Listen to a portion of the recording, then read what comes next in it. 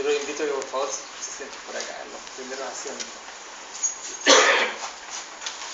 Mi doctor Contreras tuvo, cuando me invitó a la amabilidad de mandarme un pequeño menú de lo que quería, digamos, para esta presentación. Y en cierta forma voy a tratar de ceñirme a lo que él plantea ahí.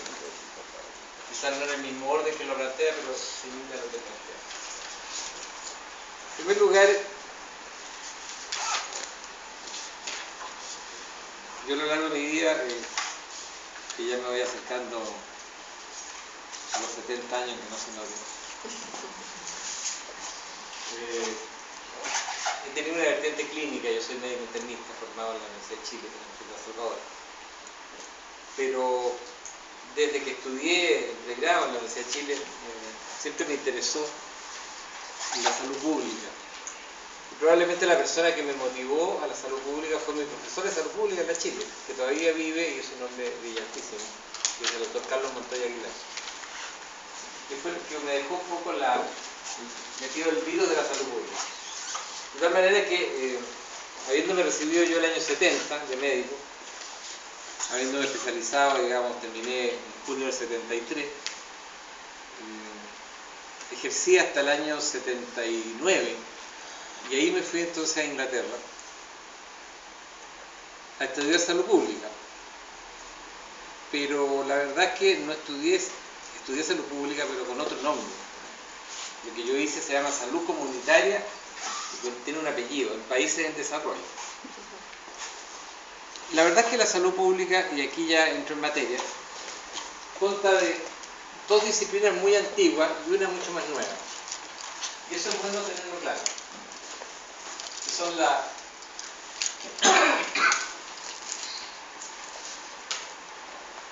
epidemiología, la estadística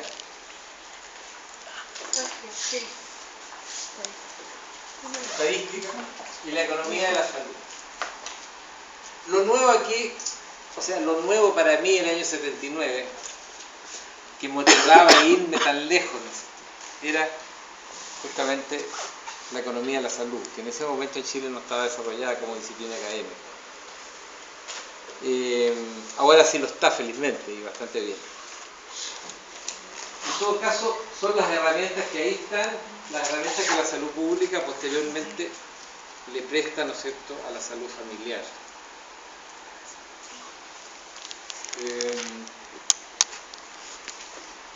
Es bueno que ustedes sepan que en el terreno de la salud pública, yo estuve 15 años en la Universidad Católica, en la PUC. Y que fundé el Departamento de Salud Pública de la Pontificia, que todavía existe, por supuesto, que hoy día lo dirige el doctor Gonzalo Valdivia.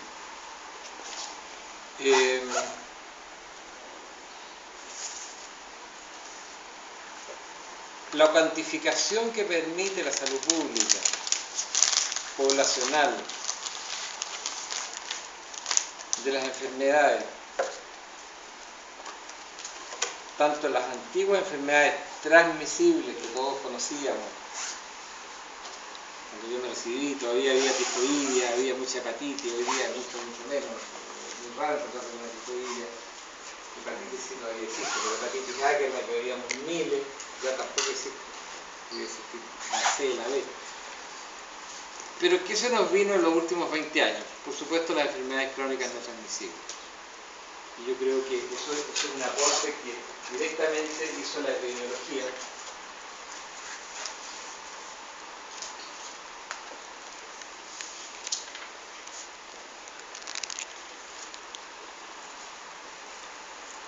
Enfermedades no transmisibles.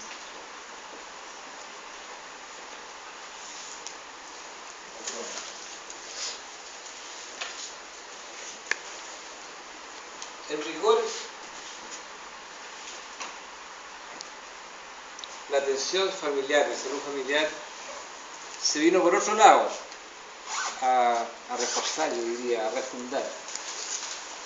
Y empezó el cuento el año 78 en una ciudad rusa, por allá perdido en el interior de Rusia, que se llama Alma-Ata. Se juntaron todos los países bajo la convocatoria de la Organización Mundial de la Salud, hicieron la declaración de Almagro. Entonces, tenemos por acá la declaración de Almagro,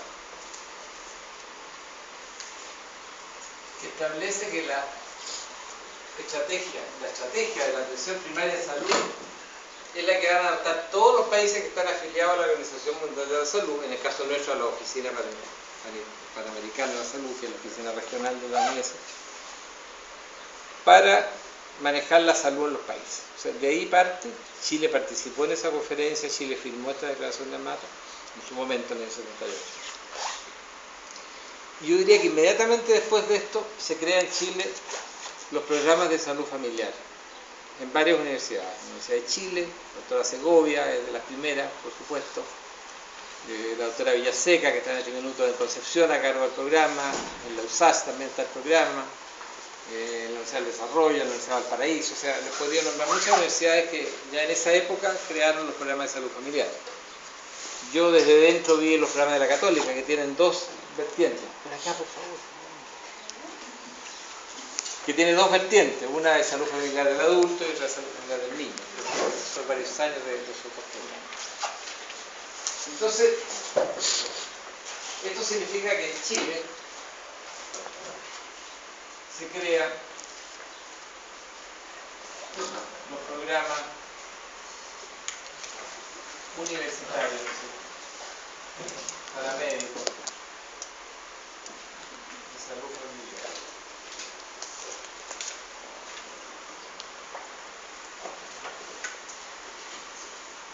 Y se forma la Sociedad Chilena de Medicina Familiar. Que hasta el día de hoy la Sociedad Chilena de Medicina Familiar, no sé si tú perteneces para decirlo a ella, integra todos los programas, un poco los uniforma y se relaciona con el ministerio. Ahora, a pesar de estos esfuerzos formales, yo diría que con el paso de los años ha sido difícil introducir la medicina familiar a nivel de la vida real del sistema de salud chileno. Y por eso que hace unos 12 o 15 años se estableció, ¿no es cierto?, que el consultorio, lo que siempre entendíamos por consultorio, se tenía que transformar, pero no solo con el nombre, no solo cambiarle el nombre, se tenía que transformar en centro de salud humana. Y ahí vino entonces la política, que ya lleva muchos años, ¿no es cierto?, de transformar los consultorios en CESFAM. Que en el caso de salud mental tienen otras siglas, es como, pero que en el fondo va a lo mismo. Se trata de una aproximación grupal, familiar. ¿Por qué? Porque en esta famosa declaración de APS se dejaba establecido que el manejo individual de los profesionales, si bien tenía alguna importancia, lo más fundamental era el manejo en equipo y el trabajo de cada uno de los integrantes del equipo de salud. Entonces, de aquí vino la idea, ¿no es cierto?, del equipo multiprofesional.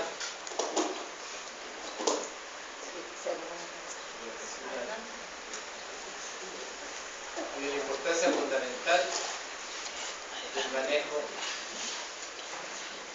familiar. Y se vio que alrededor del caso índice de enfermedad siempre habían factores familiares o sociales también, no necesariamente familiares, también pueden ser sociales, comunitarios, que eran protectores, que ayudaban a que el diabético se cuidara más, a que el hipertenso se cuidara más, o a veces eran factores, ¿no es cierto?, absolutamente riesgosos, que aumentaban el riesgo de esa persona. Y yo diría que los centros de salud familiar en Chile se establecieron, y a mí me gusta mucho, estuve viendo, tengo varios manuales. A mí el manual que más me gusta, uno que salió en el año 2008-2009, en que participó la doctora Segovia, que es profesora nuestra, la doctora Segovia, que es la serie de cuadernos de redes del Ministerio de Salud número 18, que se llama Modelo de Atención Integral con enfoque familiar y comunitario en establecimiento de la red de atención de salud. ¿No? Un poquito largo, pero este, a mi juicio, es el manual principal, y yo les hice un pequeño resumen de este manual, que es súper conocido por todos ustedes, que en algunas cosas parece como obvio, pero que quizás sea bueno que repasemos rápidamente. No sé si me paso.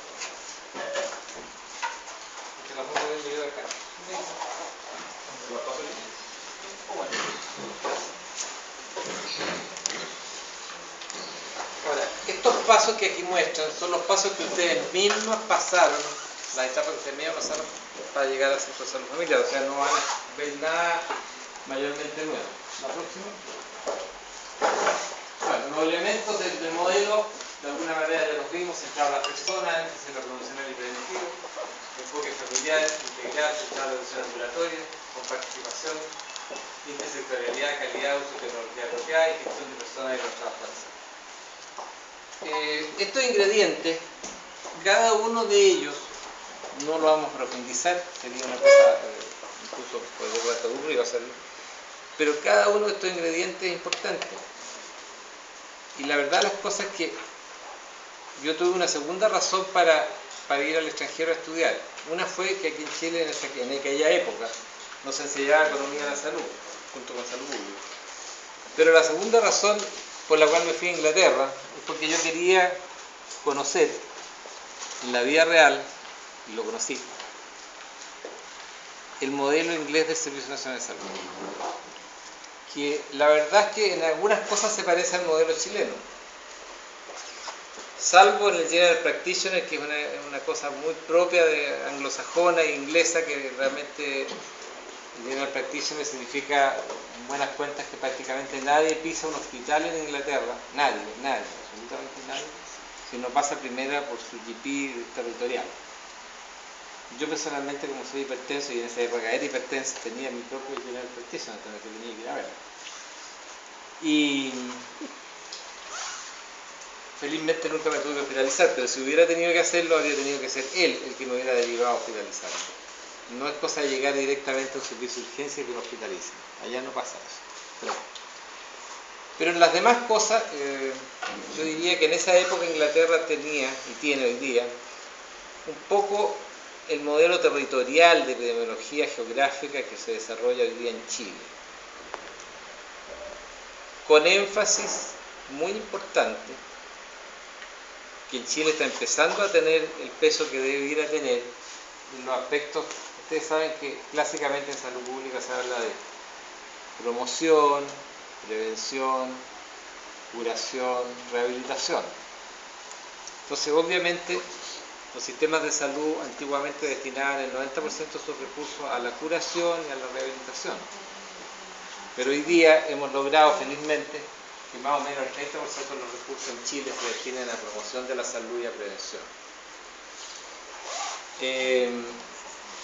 Y es fundamental que así sea, porque las enfermedades crónicas no transmisibles, o usted las maneja en el alcohol con leyes buenas o malas, pero como la ley de tolerancia cero, subiendo el impuesto a los alcoholes, y en el cigarrillo, o usted lo maneja prohibiendo fumar en este local y prohibiendo fumar en los restaurantes y aquí y allá, o si no, sencillamente vamos a tener el tremendo daño que hoy día tenemos. En este minuto, los años de vida perdida en Chile más alto, la carga de enfermedad más alta está dada por el alcohol, por el consumo de alcohol. No hay nada en Chile más nocivo que el consumo de alcohol, es peor incluso que el cigarrillo, el cual por supuesto es muy malo también. Pero en Inglaterra ya en esa época, yo me acuerdo que las listas de espera en los hospitales, inmediatamente que se descubría que un paciente era fumador, se iba al final de la lista de espera. Por eso lo he hecho.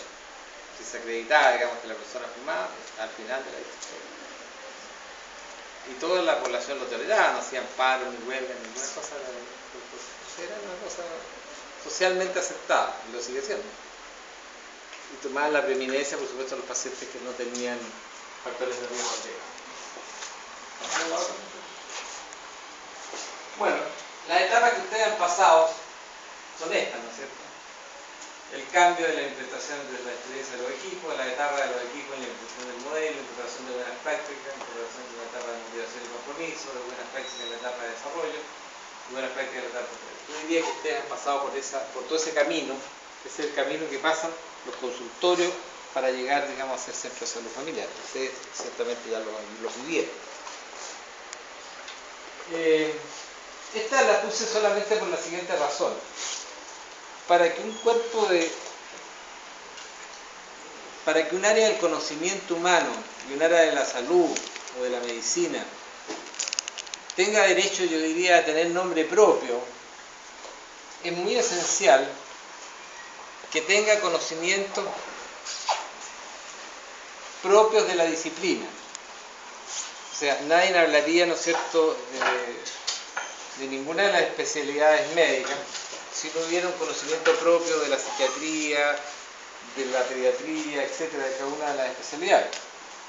Bueno, en el caso de salud familiar pasa lo mismo. Tiene que haber algunas cosas propias de la salud familiar, que por supuesto tienen todas una trayectoria de desarrollo en todo el mundo, digamos, no solo aquí en Chile.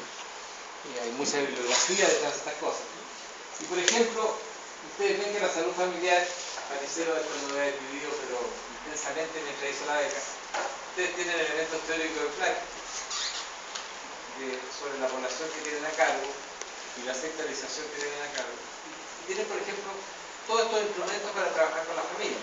El genograma, la línea de familiares, los árboles familiares, los círculos familiares, los mapas ecológicos. O sea, hay una serie de elementos propios de la salud familiar de la medicina familiar.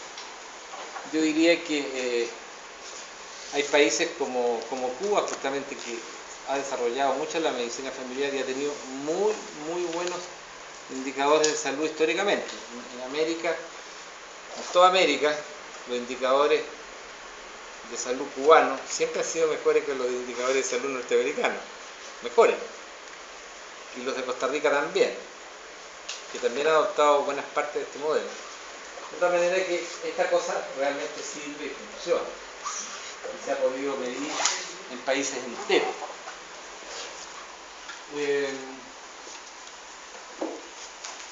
Bueno, siguiendo con esta historia de las herramientas existentes, por supuesto hay herramientas de soporte para trabajar con las familias, con los pacientes crónicos. Están ahí puestas, ¿no es cierto?, en la entrevista motivacional, en el campo de la conducta, la consejería, que la consejería es una cosa muy amplia, puede ir desde la consejería de SIDA, digamos, hasta consejería en enfermedades mentales, o sea, puede ir en una amplísima gama. Pero la consejería, lo que yo siempre converso con mis alumnos, no es una cosa que dice, yo le doy consejo, no, mire, es una cosa mucho más estructurada, mucho más organizada, que usted tiene que saber cómo la hace, para qué la hace. Y, por ejemplo, en el caso específico del ejemplo que vi de SIDA, hay todo un manual de cómo se hace la consejería del SIDA. O sea, no es llegar y sentarse con el paciente y empezarle a hablar del asunto. Así espontáneamente. Un tema muy importante es salud familiar que ha surgido en los últimos 20 años, la seguridad de los centros de salud, que yo diría que hoy día por la ley de derecho y deber del paciente viene a resurgir de forma violenta. Los errores, prevención de errores de medicación, yo diría que las enfermeras y las matronas, bueno, hace 1000 años que han tratado de evitar, digamos, este tema de los errores de las infecciones, ¿no es cierto?, de la dosis de insulina y de cosas así. Y estrategias para mejorar la adherencia terapéutica y hacer gestión clínica. Este tema es bastante fundamental para la realidad del Chile de hoy día. O sea, en un país en que hoy día tenemos porcentajes de hipertensos altísimos, en que los tramos etarios altos son sobre 50, 55 años, son el 25% de la población, o sea, 1 de 4 chilenos son hipertensos. Porcentaje de diabetes, ¿no es cierto?, del 4 a 5%. Con esas solas dos enfermedades, felizmente que están en el auge. Porque antiguamente, ¿qué pasaba? Que estas enfermedades se llegaba al diagnóstico, pero prácticamente no se trataban. Los pacientes iban al consultorio, le daban una vez el medicamento, la otra vez no se lo daban, nunca se lo podían comprar por su cuenta porque la gente realmente no tiene recursos o no puede destinar recursos a esto. Es verdad, o sea, parece exagerado, pero es así, la gente está en el límite de sus presupuestos familiares, en la mayoría de la población, por lo menos en áreas como las que estamos aquí. Entonces, yo diría que la adherencia terapéutica es un tema que tiene que ser facilitado por el auge, pero tiene que ser también facilitado por el esfuerzo del profesional de convencer a la persona, ¿no es cierto?, de que si suspende el tratamiento de hipertensión le puede pasar cosas más o menos serias, como un accidente vascular, etcétera, etcétera, etcétera. Porque si no, la gente, digamos, guarda los medicamentos en la casa y los acumula y tampoco se los toma, entonces no sacamos nada con darle los medicamentos a través del auto, tampoco los va a usar. Y ahí entramos, antes de llegar a esto, el doctor me decía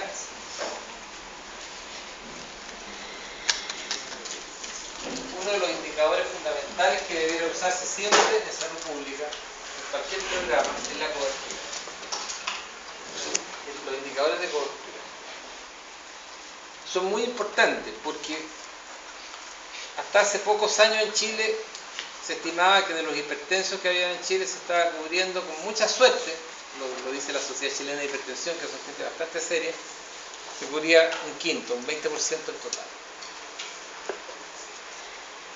Con la diabetes se cubría más, porque claro, el diabético tiene problemas tan severos a veces que era como imposible dejar solamente al 20% cubierto. Pero por ejemplo la hipertensión solamente se cubrió un 20%. Entonces, la cobertura nosotros estamos muy acostumbrados a relacionarla, por ejemplo, con el programa de inmunización. Claro, tenemos que inmunizar al 100% a la guagua, con el BCG, con esto, y después cuando un programa infantil. De acuerdo, está todo bien y hay que hacerlo. En el programa nacional de alimentación complementaria también tenemos que tener buena cobertura, pero tenemos que tener buena cobertura en todos los programas que ustedes desarrollan en el consultorio. Y yo sé que el doctor Contreras intencionalmente invitó, porque había algunos pequeños problemas con la cobertura en el programa de tuberculosis en este consultorio. Invitó, digamos, a un experto, digamos, que dio una charla sobre este tipo de enfermedades, entre comillas, olvidadas, como son, por ejemplo, el Trypanosoma cruzi, la tuberculosis, la sífilis, que todavía existen y hay que tenerles ojo. Una persona muy cercana, muy conocida mía, joven, de 35 años, falleció de tuberculosis hace un año atrás. Falleció, o sea, en un caso, tenía una miliar generalizada y falleció, incluso en una buena clínica y todo, pero no hubo caso. O sea, todavía muere gente por tuberculosis en Chile. Entonces, el tema de la cobertura de los programas, de todos los programas, es fundamental. Y por supuesto, los otros indicadores que son importantísimos son los indicadores de impacto.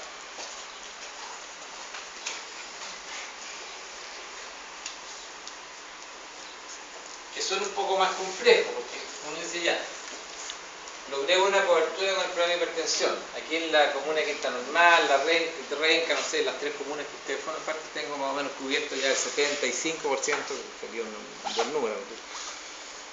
Pero ahora, ¿cómo voy a medir el impacto? Ahí es más complejo, porque ya el impacto de la hipertensión uno tiene que medirlo a través de enfermedades que indirectamente están vinculadas o muy relacionadas con la hipertensión. Entonces, ¿qué vamos a medir? Los infartos al miocardio, los accidentes vasculares cerebrales, es más complejo detectarlo y vincularlo. Pero los indicadores de impacto ciertamente que son importantes. Ahora, en esta transparencia, la verdad es que si uno toma los manuales de registro del ministerio, que esta es una cuestión enciclopédica, todos los REM son los formularios de registro para los hospitales y para los centros de salud pública. Aquí está el final de la historia desde el punto de vista estadístico. O sea, lo que usted anota aquí es lo que se agrega en el ministerio como estadística final por Servicio de Salud Occidente, después por región metropolitana y después por país. Y lo interesante de estos REM es que además salen definiciones operacionales de qué se entiende por cada cosa. O sea, no es que pongan solamente el cuadradito donde usted pone la información de cuántos vacunó, sino que Se entenderá por vacunado la persona que explica cada cosa lo que debe entenderse por. Así que a mí me pareció bueno recordarles que en los REM, que los vamos a ver muy a la rápida, hay REM, ustedes ven de controles de salud, los REM habituales que conocemos son los de consulta, pero hay de examen preventivo mayor de 15 años. Veamos, sigamos, sí, se vale. Están en los resúmenes de todos estos REM, digamos, programas de salud mental en atención primaria. Está la atención de urgencia, los casos que hay en SAPU, está separado la atención traumatológica. Después tenemos los programas, ¿no es cierto?, de tuberculosis, infección, enfermedad transmisible. Actividades de promoción y prevención de salud, hay un REM propio para. Actividades de participación social, tienen también su REM propio, que sería está enumerado, el A119.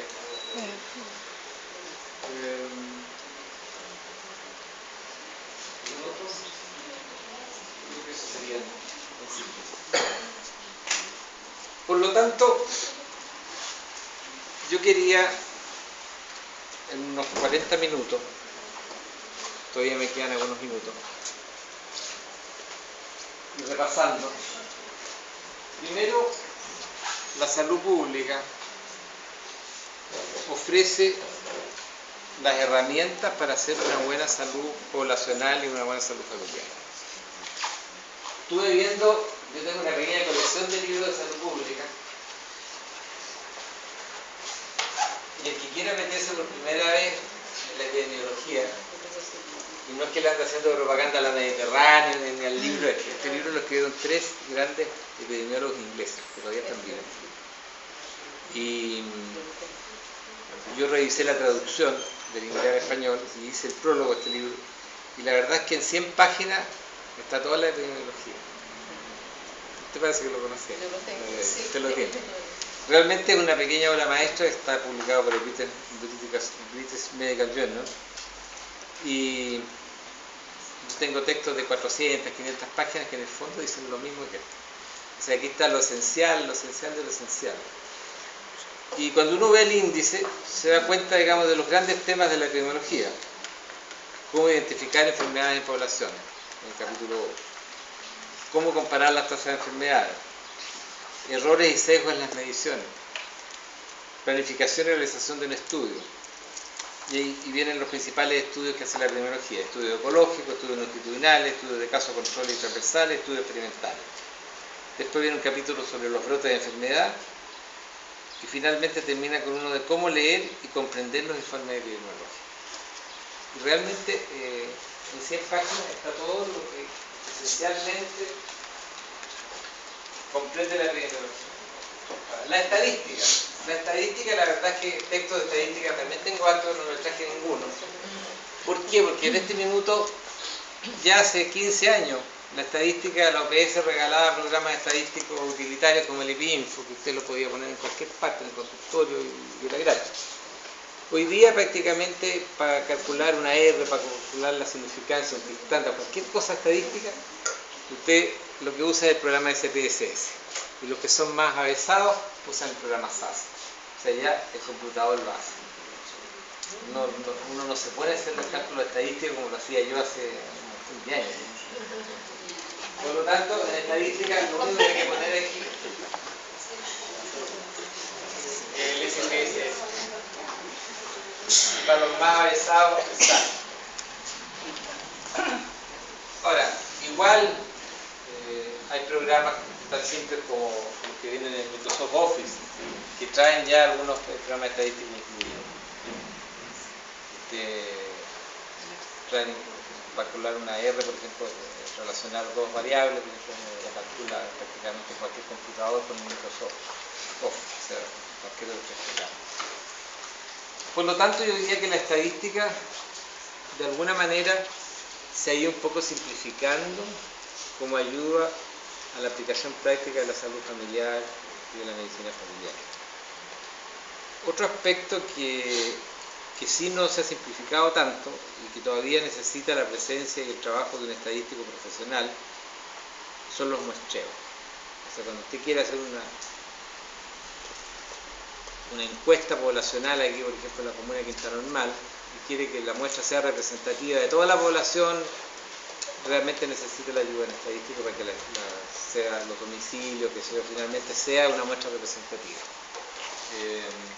El muestreo es algo que honestamente creo que todavía no está tan claro llegar y hacerlo en un computador, a pesar que el computador ayuda mucho, pero se necesita el apoyo. Pero en Chile, y a esto quería llegar, tenemos, si ustedes se meten al sitio web del Ministerio de Salud, las dos encuestas de salud nacionales. Y en la encuesta de salud ustedes encuentran todo lo imaginable. Son 42 variables las que encuentran, las anoté algunas. La dislipidemia, los estados nutricionales, la diabetes, el tabaquismo, el síndrome metabólico, el riesgo cardiovascular, el sedentarismo, trastorno musculoesquelético, la función renal, la relación sodio-potasio, los trastornos del sueño. O sea, la verdad es que hay 42 variables. La función tiroidea, de las que me acuerdo que la estoy usando una mirada en encuesta nacional. Es una herramienta epidemiológica que ustedes la pueden usar, porque cuando uno toma la región metropolitana, realmente está tomando un poco una parte de Renca, que está normal también. Y lo otro que es bien interesante, que está también en el sitio web colocado a chequear antes de ir, es la CACEN de salud. O sea, en la CACEN hay una parte de salud, y que ustedes ahí pueden ver en detalle cuántos están en sistema público, 82%, cuántos están en la ISAP, un 13%, cuántos están en otros sistemas previsionales, etcétera, etcétera. Y en cuanto a satisfacción de usuario, por el momento lo único que hay es la encuesta hospitalaria de usuario, que también está en el sitio web. Entonces, a lo que voy es que Chile en los últimos, la primera encuesta nacional de salud se hizo en el 2000, desde ahí para adelante yo creo que tenemos datos duros, porque la encuesta nacional de salud no solo fue un cuestionario, sino que también fue con muestra de sangre, en los cuales se hicieron múltiples determinaciones de lipidemia, hormona tiroides, etcétera, etcétera.